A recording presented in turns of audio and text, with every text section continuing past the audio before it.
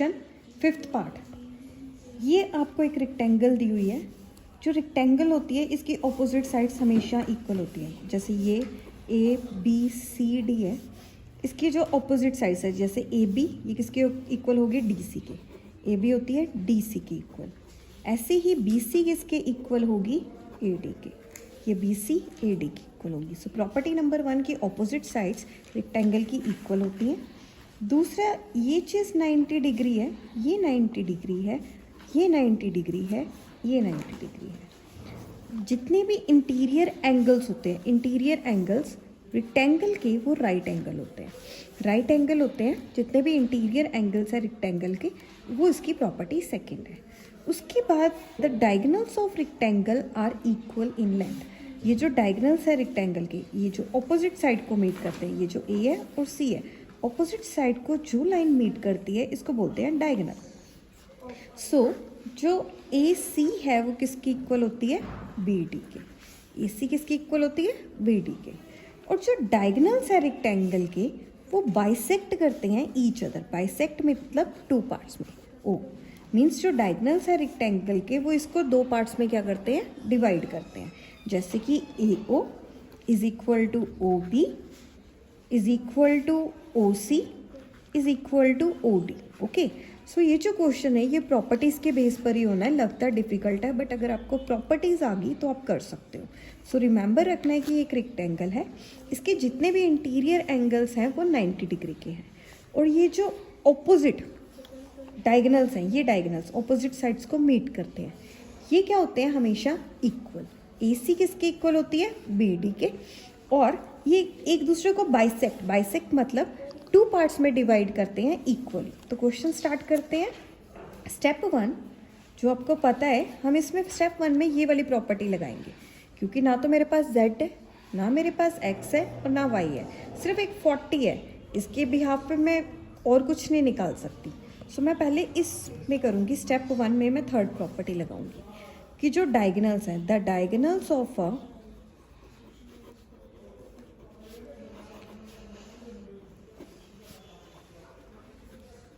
Rectangle bisect each other. ये एक दूसरे को बाइसेक्ट करते हैं, इक्वल पार्ट्स में डिवाइड करते हैं। So each other it means कि ये जो ए ओ है, ये जो आपका ए ओ है, ये बी ओ के इक्वल है। ओके, मतलब ये सारे डायगोनल्स इक्वल हैं। ए ओ किसके इक्वल है, ओ सी के। और बी ओ भी आपस में इक्वल है ओ डी के, ये आपस में इक्वल है।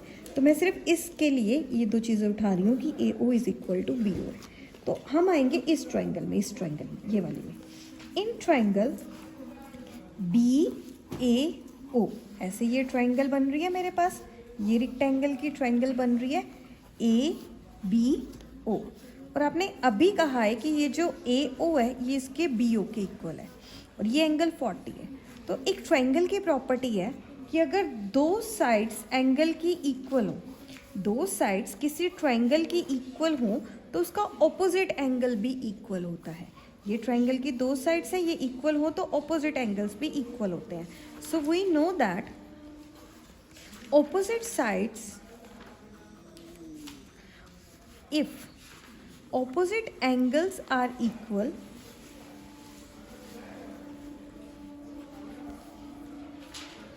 नो, हम इस ढंग से लिखते हैं, opposite angles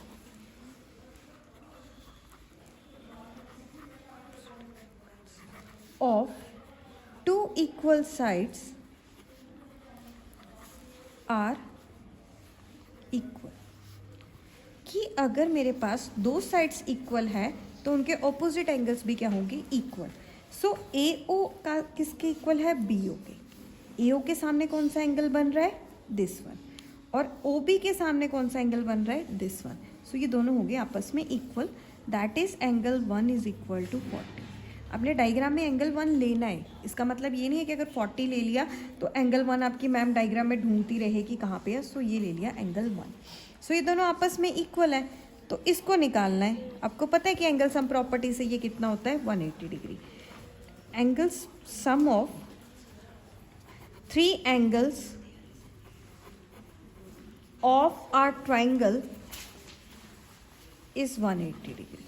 So that means angle A plus angle B plus angle O is equal to 180 degree. That is 40 plus 40 plus angle 1 is equal to 180 degree. 40 plus 40 कितने आ गए 80 प्लस एंगल O हम निकाल रहे हैं, ये कितना आएगा 180 डिग्री. एंगल O आपने निकाला, ये कितना आएगा 180 माइनस में से किया 80, ये कितना आ गया मेरे पास 100. सो ये चीज़ आ गई मेरे पास 100. ओके 100 निकल गई. अब आपको पता है कि ये ऐसे बन रही है BD, ये मेरे पास B है, ये D है और ये O है, ऐसे ही है ना ये डायगोनल यहाँ पे. सो इसमें से निकल रहा है ऐसे OA. ओके तो अगर ये Y है और ये 100 है, ऐसे ही बन रहा है ये, तो ये एक स्ट्रेट लाइन है. और किसी भी स्ट्रेट लाइन पर अगर कोई एंगल्स बन रहे हैं उनका सम 180 डिग्री होता है. इसको बोलते हैं linear pair axiom. Linear pair axiom से मैं y निकाल सकती हूँ कि कोई स्ट्रेट लाइन पे दो जितने भी एंगल बन रहे हैं उनका सम होता है 180 degree. So y plus 100 is equal to 180 degree.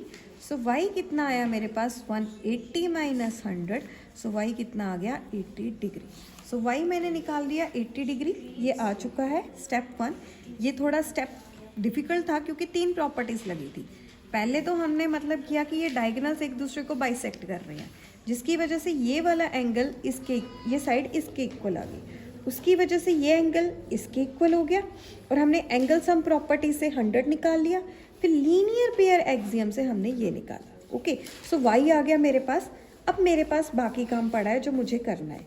अब ध्यान से देखो कि ये ऐसे फिगर है, ध्यान से A B C D और ऐसे निकल रहा है एक इस ढंग से ऐसे. ये आपने देखा है Z है और यहाँ पे मैंने अभी एंगल 1 माना था अभी आपके सामने, और एंगल 1 अभी मैंने निकाला था, तो ये क्या आया था मेरे पास 40. सो ध्यान से देखो ये एक Z बन रहा है, Z ऑल्टरनेट एंगल की तरह, क्योंकि रेक्टेंगल में और क्वाड्रिलेटरल में ऑपोजिट साइड्स तो पैरेलल होती हैं. AB पैरेलल टू DC है एंड BD इज क्या है मेरे पास ट्रांसवर्सल. BD मेरे पास है ट्रांसवर्सल आपकी आंखों के सामने. सो ये मेरे पास एक AB है, ये मेरे पास एक DC है और ये मेरे को काट रही है इस लाइन को ऐसे ऐसे ऐसे काट रही है. तो यहाँ पे अगर 40 है तो ये भी 40 होगा क्योंकि ये ऑल्टरनेट एंगल्स हैं. सो Z कितना आ गया मेरे पास 40 डिग्री क्योंकि ये ऑल्टरनेट एंगल्स हैं.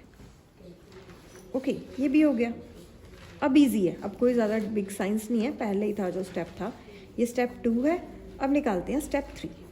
अब देखो मुझे x निकालना है. ऐसे है ना कि यहाँ पे x है, तो आपको पता है कि कोई भी जो मतलब एंगल है, इंटीरियर एंगल रेक्टेंगल का, वो 90 डिग्री है. We know that. सो मैं लिखूंगी all interior angles of a quadrilateral is 180 degree, sorry 90 degree. इस सॉरी रेक्टेंगल के हैं, जितने भी इंटीरियर एंगल्स हैं रेक्टेंगल के वो क्या है 90 degree. So 40 plus x is equal to 90 degree. x निकालना है, 90 में से आपने 40 माइनस किए तो ये आपके पास कितने आ गए 50. सो ये आपका x भी निकल गया, y भी निकल गया, z भी